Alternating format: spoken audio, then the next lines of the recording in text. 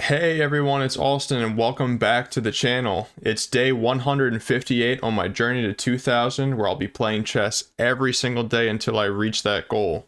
Don't forget to like, comment, subscribe, join the Discord, check out all those links in the description. And without further ado, let's hop into today's game. Alright, and into the 10-minute pool we go. Alright, we got the white pieces against the 1710. I don't know if I said this in Discord or anything, but I played another game after yesterday's and I won, so I'm up to 1725.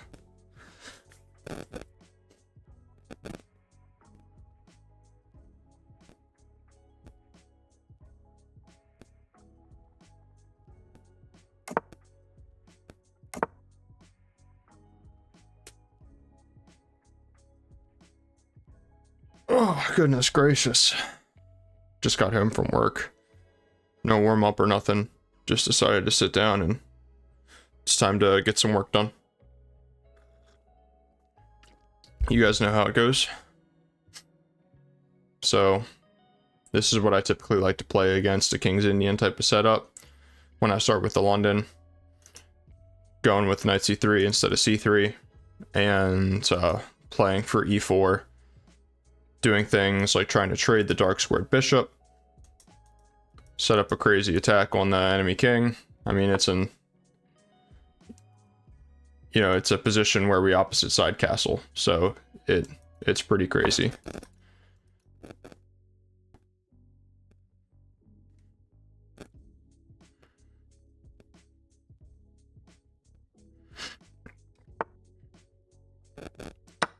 Okay, so he's really doing the most here.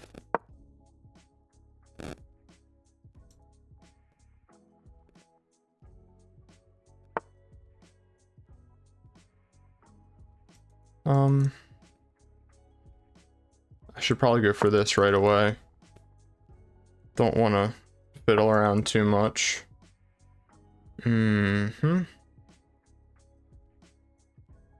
Send all the pawns, send all the pawns.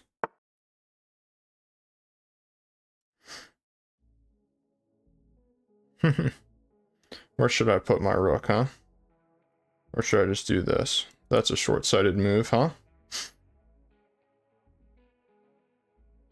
I guess let's just put my rook on a dark square. Send the pawns. Send the pawns. That's bad news. Just got a Discord message.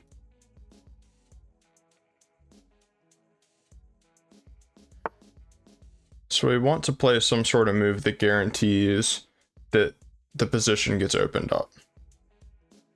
So this definitely guarantees that. I wonder if I need to get some of my other pieces in first.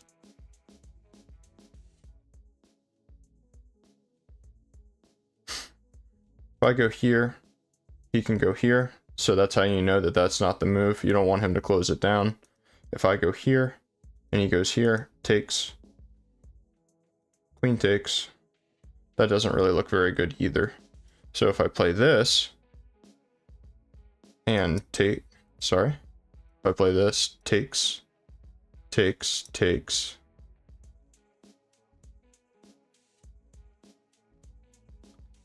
Yeah, I'm not loving it. I think I need to develop some pieces. So let's just go here.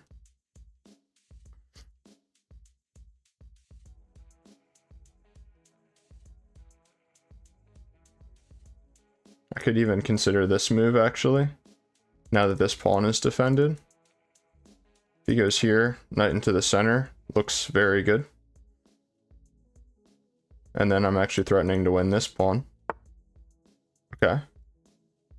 So he's trying to close everything down,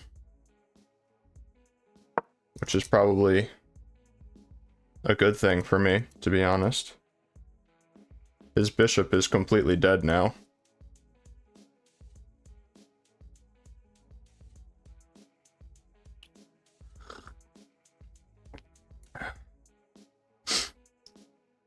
It's hard to find a way through, though.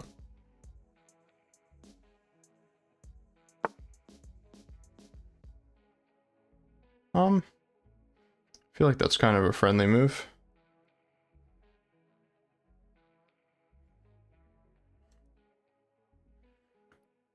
So if I go here and he goes here, still no good. If I go here and he goes here, takes. Now my knight defends that square. So I feel like that's a big improvement. So let's go ahead and go for that. And the pawn defends that square, obviously. And this helps crack open the light squares, which if he takes, my queen will be on a light square. Oh. So I was setting up a Shopify store today. Anybody interested in getting one of these?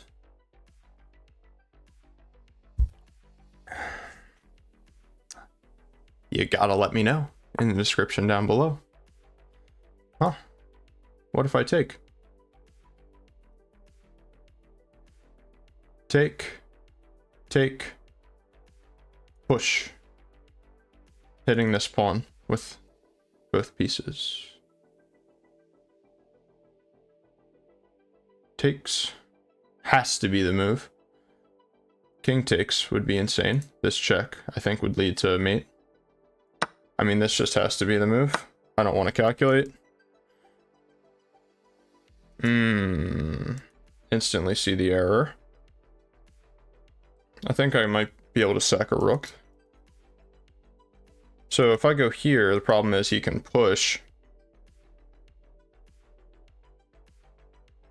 And then I think I would go here. And then I would sack the knight. So if I go here, what else can he do to defend the pawn? Here.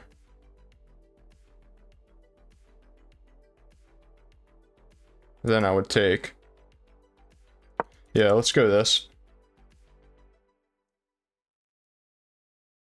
He goes here, this is check. And instead of sacking the knight, I honestly might just double. Yeah, I mean, this seems like so strong.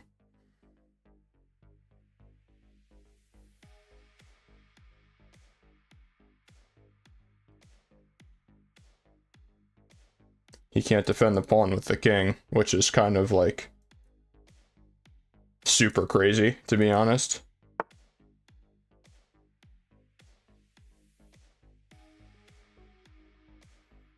Man, I want to sack the knight, but we'll hold off.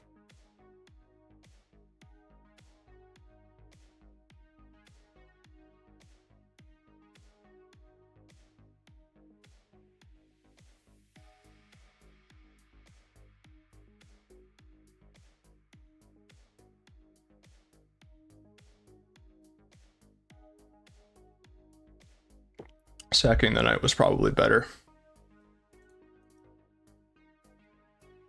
It was definitely better. Yeah, this was actually really... I saw the best move and I didn't play it. That's very silly of me. But I might still have it on next move.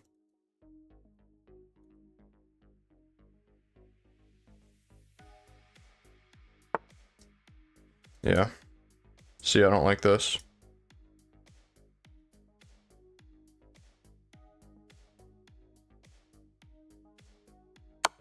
Let's do it. If he takes, check here, check here, check here. I'm gonna start running my king or my queen. If he takes, maybe just taking here first is best.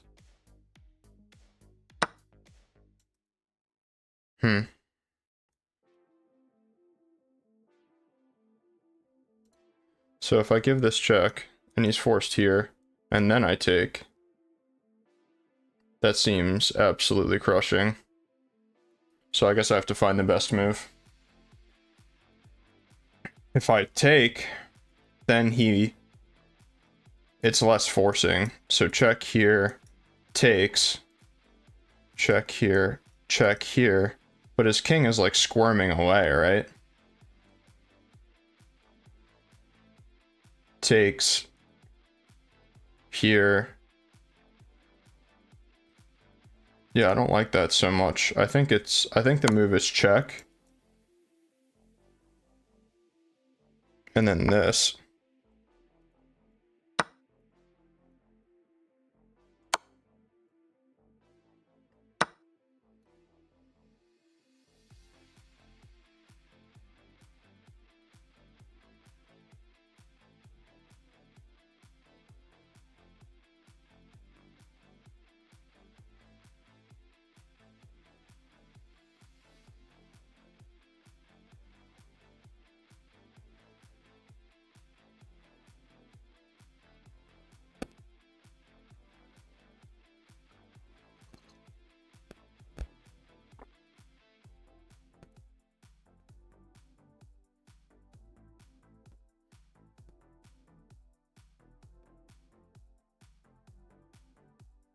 You go here, this check.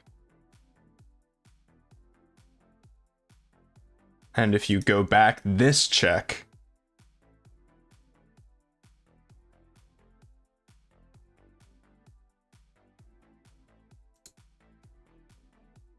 Or maybe even sack the queen.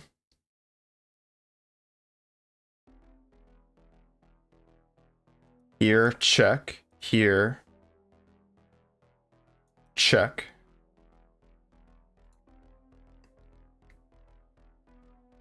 No, that doesn't. My arrows made no sense, by the way. My arrows did not follow my thoughts at all.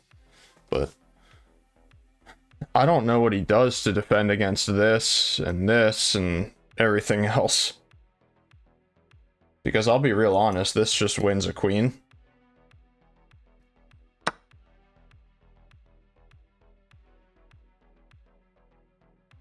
I mean,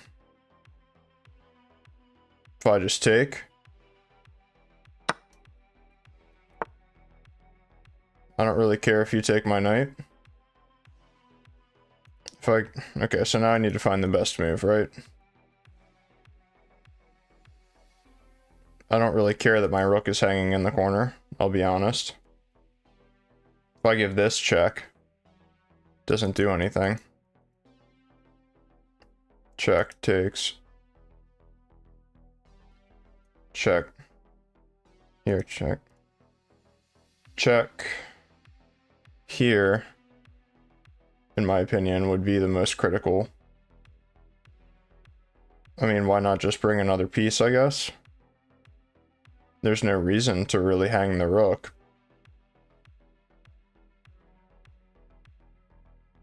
And then I think on the next move, I can do this and have a fun position.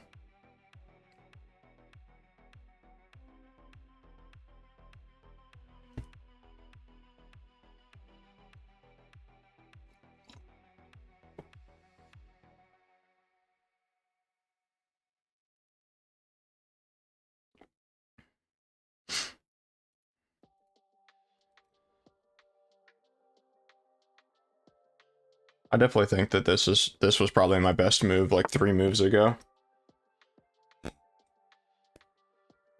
Yeah, but isn't this just checkmate? No, it's not.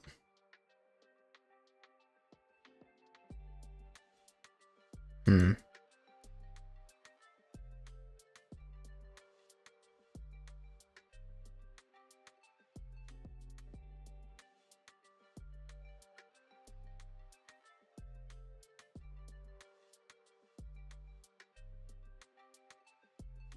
Now I think it's this. Check.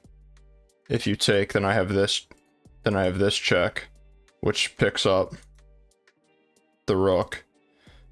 And if you move the king here, then this wins the queen. So then if you go here, you can't go there because the queen's covering, so this has to be the move.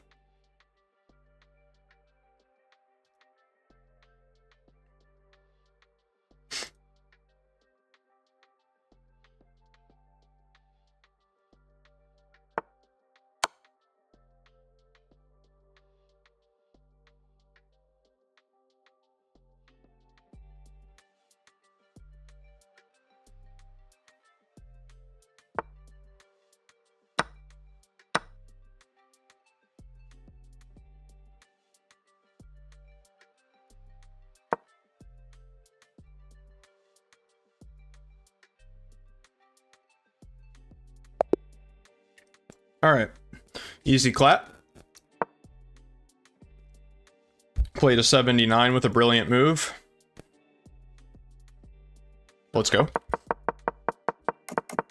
I feel like a 79 is really high for positions like this, because positions where it gets really tactical, I feel like it's really hard to find the right move. Send it.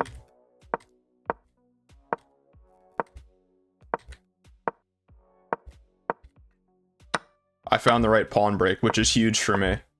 Twice. That's huge. Yeah, knight takes was best. Oh, this lures you? Okay. Then what? Rook h7. Oh, insane? You can't take the queen because it's checkmate? Insane? Oh my god. Oh, that's so gross.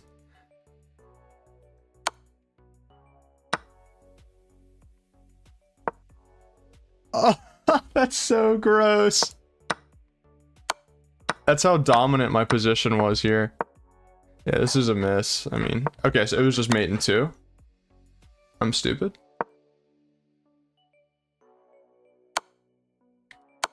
Wait, how long did I have this kind of an idea? Yeah. Yeah, so I mean, like, I think I even said it during the game when he played queen d5. I was like pretty sure that this was just crushing. Oh, this was an inaccuracy, but seemed to work out pretty good for me.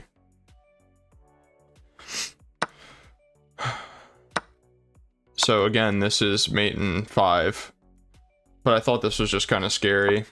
Rook here, rook takes f7. Okay, and I'm threatening the ladder. So it's another queen sack that I just kind of didn't see. This check, c takes, queen d6. And then it's just, yeah, that's insane. There's one important monicum that I think is worth discussing in this attack. So, one thing that I learned from an attacking game a while ago, I couldn't tell you which one, but I had a similar position to this where the pawn controls these 2 squares on the 7th rank, and the pawn becomes an integral part of the attack. And if you can get a rook behind the king, which was the idea behind, where was it? This. Oops, that's the wrong position. Where was it? Okay, now here. That's the idea behind this. Like, whenever you have pawns like this that are so deep into your opponent's territory, you can basically set up, like, back rank type of checkmates in the middle of the board. So, yeah, it's just insane.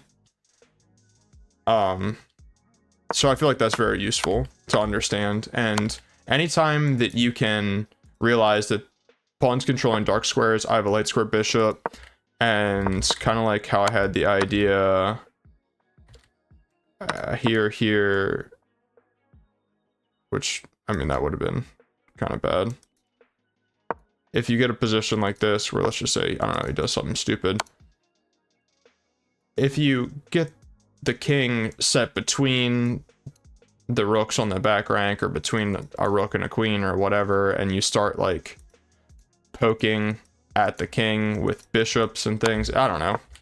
I feel like it's kind of self-explanatory, but I don't know, maybe it's worth talking about a little bit more. When I was younger in my chess career, I probably would have, where's the actual game?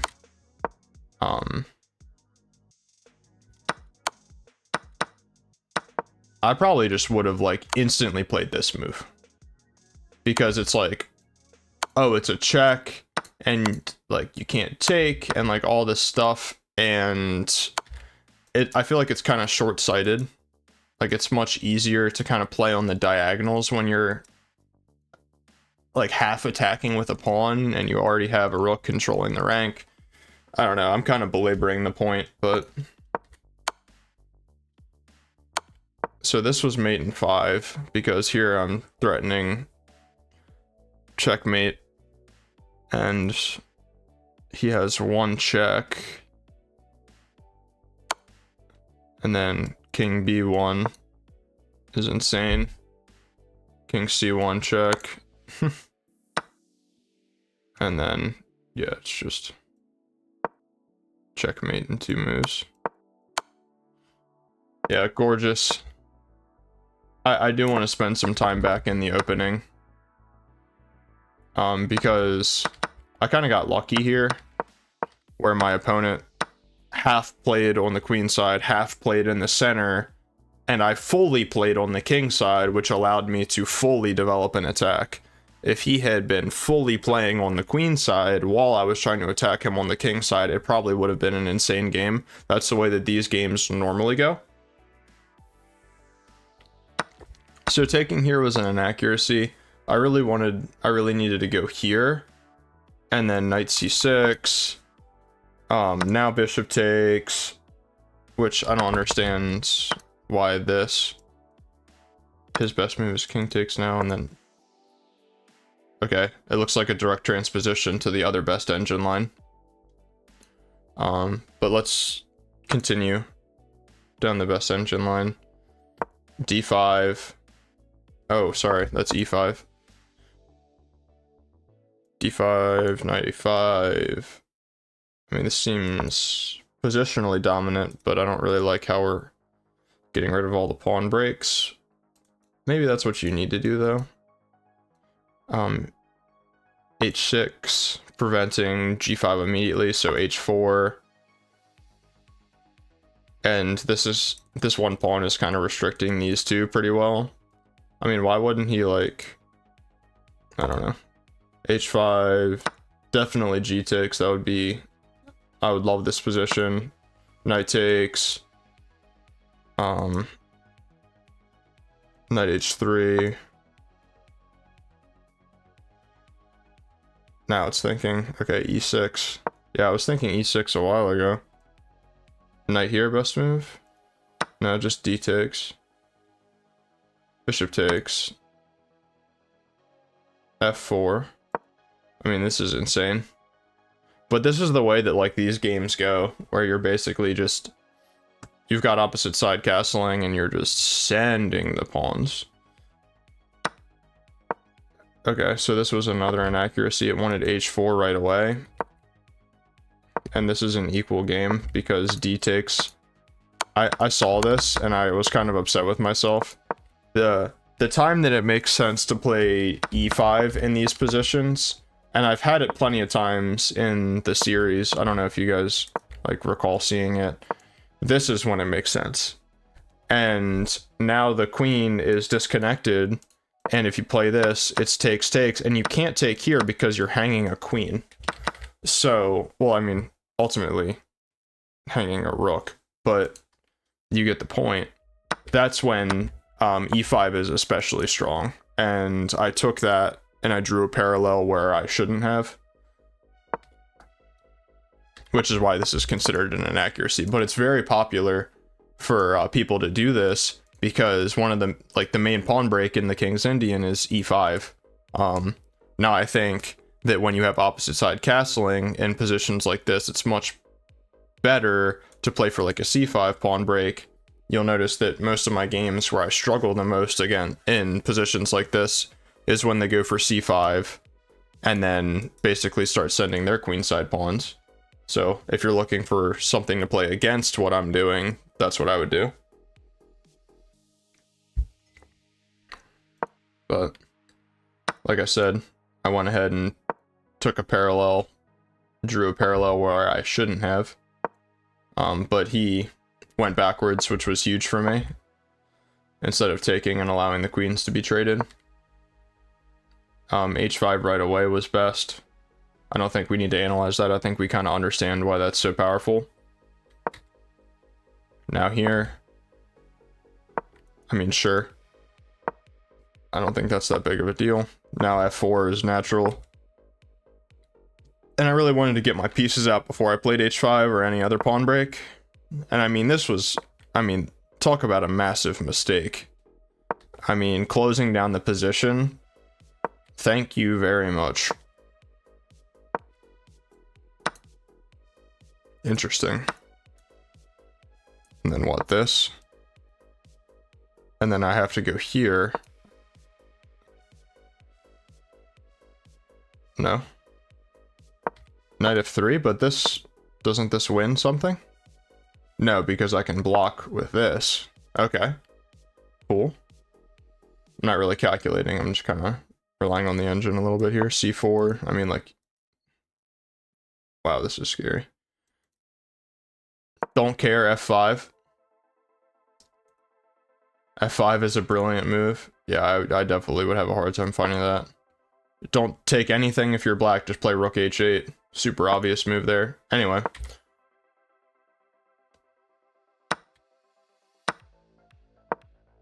f5 just made so much sense. His best move was to take, which I kind of, you know, felt that. C takes his best to keep the pressure on the h-pawn. And then his best move is to just move the rook. And now our best move is to sacrifice our rook. Wait for the double exclam. Very good, thank you very much. If you take... I don't even know what the best move is. f6. And... if you're still defending the rook... why can't you still defend the rook? Oh my god, because it's mate. Bruh. Bruh. Knight covers this, pawn covers this, pawn covers this. Yeah, that's probably the most brilliant move inside of... Man, I'm gonna go full screen so you guys can see this real quick. So the analysis on the side, like, look at all of these brilliant moves that we're looking at, because this position is just so tactical. It's absolutely insane. It's just ripe with sacrifices and all that kind of stuff. And the reason that I'm digging so deep into this isn't because I won and I want to be all like that or anything. It's because I know I struggle with attacking and I didn't do the best here. So I want to look deeply at it so that way I can improve better.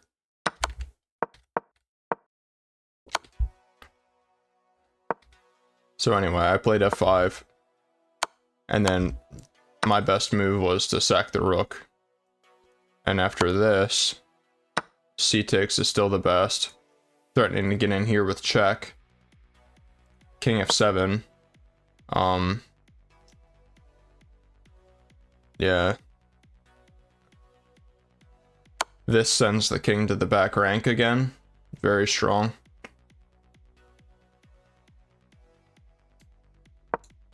e8. Wants queen h2. Really? Why not this?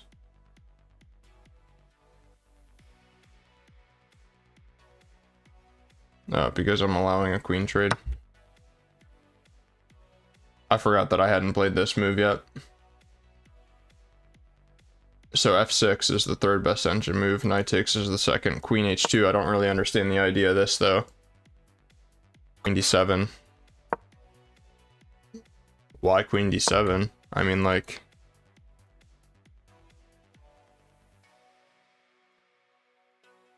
This is hilarious because his knight doesn't have that square anymore. I mean, he literally has no moves. Let's say you just do something like this. Oh, it's because, again, like okay, so this is good. This is following a lot more of what I meant. Poking at the diagonals when you're able to cut off the 7th rank. Yeah, very strong. So you can't just play anything, you have to sack the queen. Engine's disgusting. Engine doesn't even want it. Wow.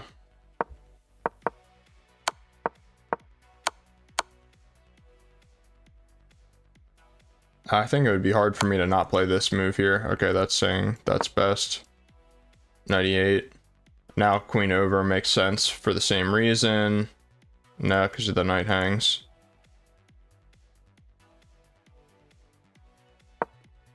And the rook isn't cutting off the king yet, so we have to go rook h7, bishop c8, f6 to disconnect everything, knight d7, just trying to turtle. And then of course that's a fork. Okay, and then you know, it's all pretty easy. I'm probably really belaboring the point, but I'm very curious to see the engine lines in pretty much like everywhere that I didn't play the most accurate move. So he took, which was wrong, and we already understand that this move, nope, not yet, because after here,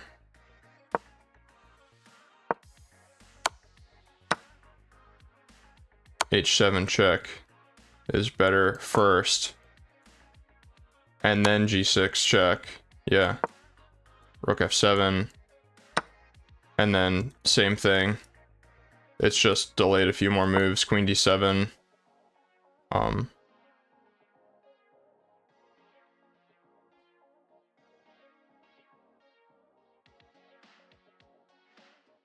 rook f8 check, double check, king's forced to take, queen h2 swinging in with the queen. You'll notice that these three squares are covered, so we're basically threatening back rank mate right now. He has to sack everything, and I think that's the only way to prevent mate. Yeah.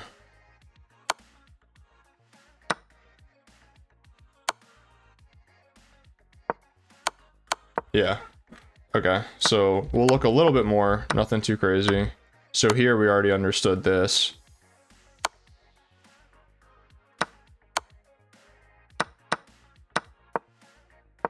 And then this was a miss, because obviously, I think it's either of these two checks or mate in one, yeah. Or mate in two, sorry. Okay, well, thanks for hanging with me there as we went through and, you know, really did a deep dive on that attack. I don't know, let me know in the comments if that's helpful for you. I know it's very helpful for me, just to see some of the ideas. It all comes down, in my opinion, to like brute force calculation. And that's definitely something that I didn't do very well today. I know that I won the game, but, you know, the opponent made a lot of mistakes, so I can't really take a lot of credit. I think that there were plenty of times where, right here, like I said, if I just sat and thought, you know, what are my checks? Check here, literally forces checkmate in 2 moves, then I would have won the game faster, I would have played more accurately. But sometimes, especially when I'm kind of tired, I really have a hard time calculating. Just because it's like a motivation thing. Like, I don't feel like calculating, which sounds really bad to say, but that's how it is when you play chess every day. Alright guys, well, thank you very much for tuning in. If you made it this long, consider liking the video, commenting, subscribing, all that stuff. I really appreciate all your support, and I'll see you tomorrow.